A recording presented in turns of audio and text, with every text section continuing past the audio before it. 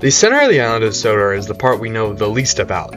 The only book in the railway series that focuses on this area was Mountain Engines, about the Culdee Mountain Railway. In today's video, I will show off my route of the CFR. I've finally worked out a proper way to do these route showcase videos. I've divided the video into two, with the first half being about how I made it and the second half being an in-lore description of the line.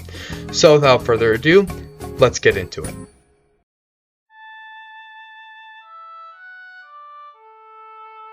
The Culdee Railway is part of the much larger Island of Sodor center route. I had to add land further south to make sure the entire thing flowed properly. This route addition only took me around a month or so to make because so much of it was just open countryside. It was hard deciding on a shape of the line itself because I noticed most of my lines are just straight lines, where they should meander and bend. However, on Audrey's Island of Sodor map, the Culdee Railway is more or less a straight line. So I decided to do this sort of squiggly shape, with the justification that the line is darting in and out of the mountains. During the construction of the Culdee edition, I changed some aspects of the rest of the route.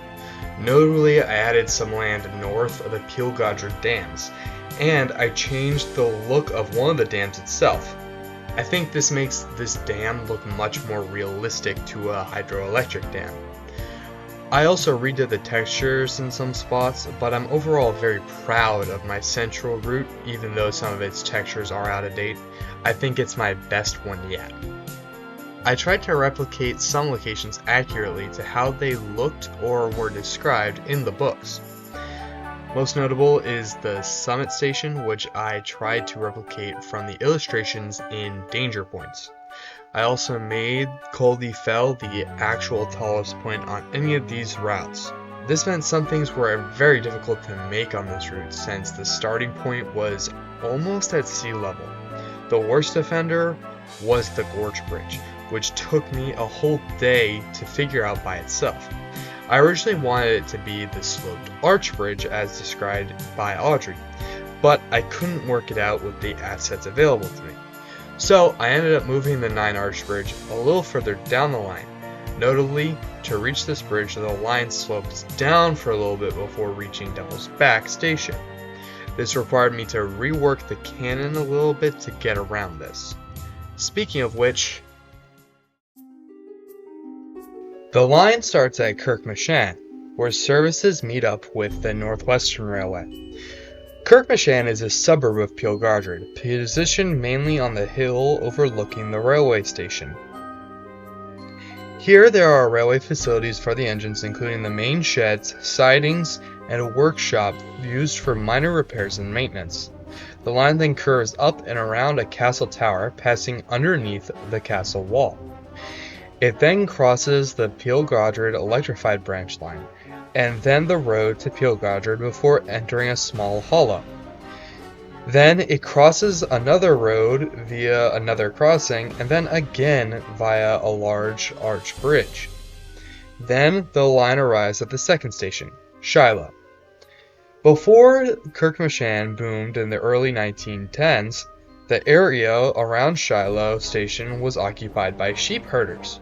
The station was a way for them to transport livestock to market in the old town.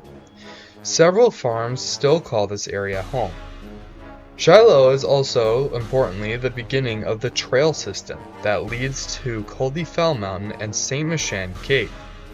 The line and trail run alongside each other for a while before the trail heads south along Paulney Creek Pond.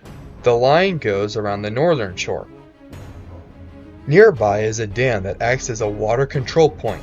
This stream eventually feeds into the Dubbinmore Lake, where the Peel hydroelectric dam is situated on. Going back to the railway line, we pass along a ridge above Paulney Creek before rounding into Scarlowy Road Station.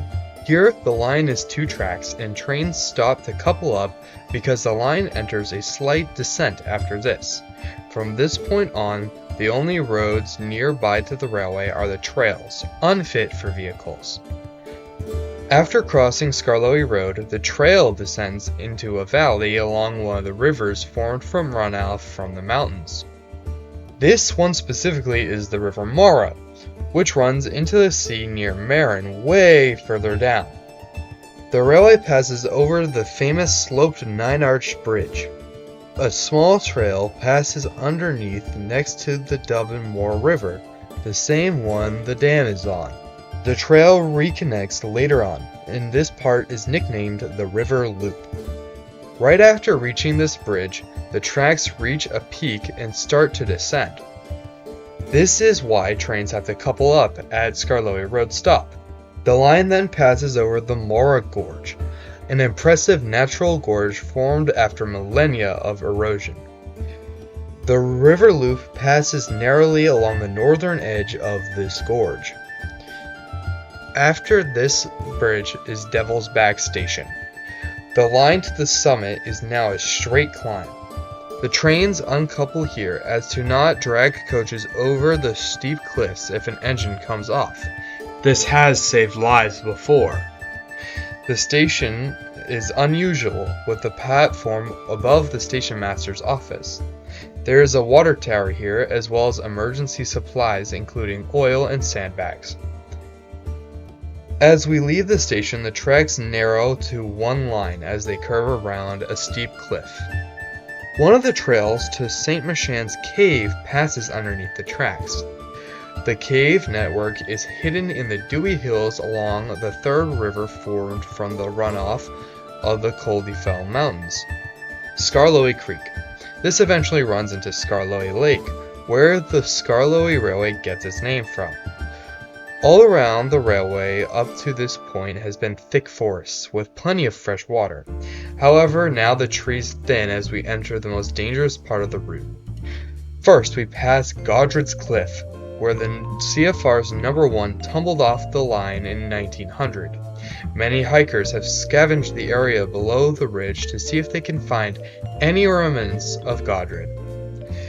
The last half mile is entirely exposed on either side to the elements, where strong winds and rain can make it impossible to reach the summit station on stormy days. Finally, we enter Summit Station, a large 3-tracked terminus. Next to the station is a hotel, workers' lounge, cafe, and gift shop. Well worth a visit if one has the 45 or so minutes it takes the CFR engines to traverse its line to spare. Summit Station sits just 160 feet shy of the peak of Culdee Mountain. A tiny trail snakes its way around the spiral to the top. Nearby is a beautiful waterfall, which acts as the start of the Dublin River. And that is the Culdee Railway. I hope you all enjoyed this in-depth look into the most overlooked railway on the island of Sodor. As I said before, this route is my favorite that I've made. It has tons of little details and is much more in scale with Audrey's map. This isn't the only route I've been working on recently, but that's a story for another day. Thank you all so much for watching.